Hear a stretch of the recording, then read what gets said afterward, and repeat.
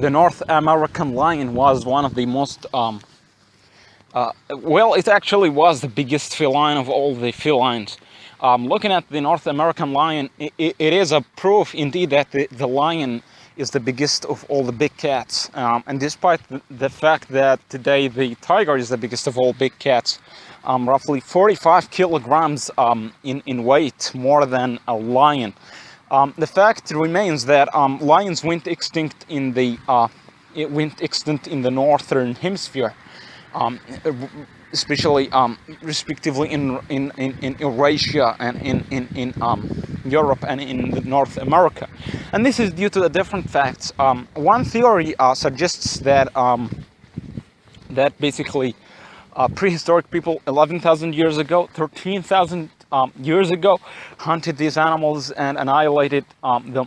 But the fact remains that that the fossils of these animals are found in the tar pits in Los Angeles in the United States of America, and they are found in some other animals, suggesting that these lions were hunting big animals like, for example, the steep North American steep bison. So the fact remains, I'm just like really surprised that tiger is the biggest of all felines, but the fact is that we have in South of Africa the Tsavo lions, one of the biggest, and in the northern African continent you have the Barbary lion, which is one of the biggest as well. But these are nothing compared to a North American lion. Well, the fact remains also that North American lions are said to be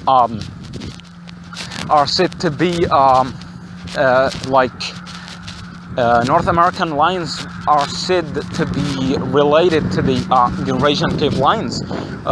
These animals that are known as the Eurasian cave lions, they are popularly known as the cave lions of Europe.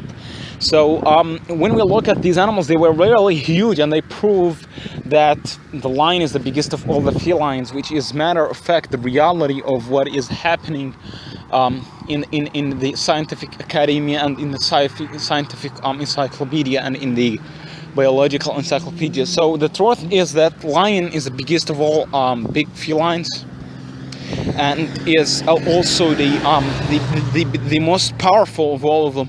So for example, when we take the North African lion, it used to hunt the bison, big reindeers, moose, and some other big animals. And there are proofs, I think, of North American lions hunting big elephants, old elephants like the mammoth, and these North American elephant family sort of animals. So the fact is the lion is the most powerful animal, and it's proven by the confrontations that happened between the North American lion and the North American short-faced bear, where they clashed over carcasses in the northern hemisphere and in the northern cold. Also, this is another matter of fact, and it is for me really very unique, is that lions once stretched all around the world, from Eurasia and down Africa to the North and South Americas. We had the Asiatic lion, Panthera leo persica, inhabiting the Indian subcontinent and basically northeast Asia, and African lion inhabiting the African continent, the Panthera leo spili, which is the European cave lion, or the Eurasian cave lion inhabiting Eurasia and Europe, and the Panthera leo, of course, the African lion inhabiting Africa, as I said. And of course we have the North American lion, Panthera leo atrox, inhabiting the North American continent. I don't know, there are some factors that led to this animal colonizing the tip of the northern tip of South America. And I'm not sure if it really crossed to the South American continent. But it's very interesting to me that the fact that this animal basically was living in the snow, and this is another fact and another proof that lions can live in the cold. So yeah, these animals were living in the cold, and I don't think they had a hibernation like the bears, because fossil remains from these caves also prove that this animal was always looked in confrontation with the bears, and they are found dead fighting or eating, and some lions ate basically some hibernating bears, and some lions died in the attempt to breach these caves and these hibernating bears, and all of a sudden got killed and fought to their lives and so on. But again, they are equal animals, I think, and considering that the short-faced bear can stand longer than the North American lion, I think that this is another debate, like the debate of the tiger versus a lion, the debate of this North American lion versus the North American short-faced bear. So the fact is, let's look at the lion now. The lion is only existing in the African continent and in the Indian subcontinent, and unfortunately that lion that is living in the subcontinent of India was colonizing from Greece down to India and all around the Middle East and East Asia, and it used to be in Iran and so on. So the thing is, now I'm really thinking it would be really amazing if we bring lions and we put them in the Yellowstone National Park, because there is a program, not a program, but actually a Pleistocene reintroduction of these animals.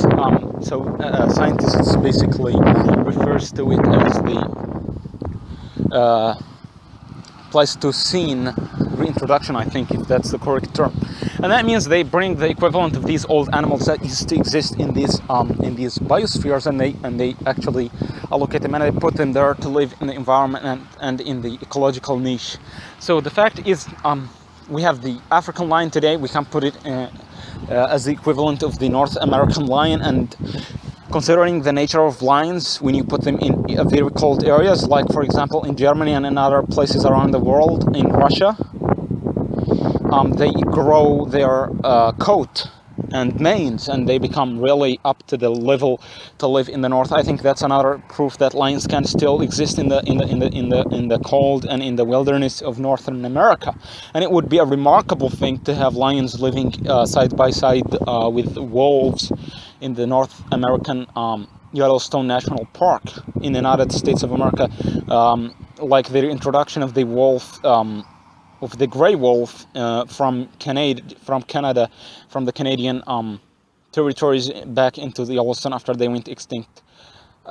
So this is another fact and another situation, and I really hope to see lions back to Yellowstone, as I'm also waiting for the cheetahs to return back to the Indian subcontinent, because there are programs between the Indian government and the Iranian government to restore the cheetah back into its original places in the wild of India, and I'm really eager to see that. That's going to happen in this 21st century, and I cannot really wait to see it. And I wish that that North American lion would be there, and that's what would be a great, remarkable thing to happen. So I really wish forward to see, and it's going to be a nice thing. It's going to be amazing. So I really wish that we could help these animals regain their situation, and have lions back to places where they once colonized. For me, that's a magnificent, beautiful, amazing thing, and I have passion for it, and I really wish to see it, like the example that I really put in a previous video, the Mauritanian lion, which is said to be only 18 to 20 individuals left in the Mauritanian wilderness. I really hope that the government policies and government protection really help this population, population of West African lion, to regain its footing in the Mauritanian wilderness. and they are said. I traveled this year, and I basically spoke to some locals. They said that it still exists in the Mauritanian state of Adrar, which really a remarkable thing. And I also think that they still exist in Kifa, in the outskirts of the city Kifa. So I'm really willing to see these animals back to their original situation, back to their original places, and I'm really hoping for that. I cannot really say more than that. Please help save lions with all you got, and I hope to see lions in this century doing better than they used to do in the past. Thank you very much.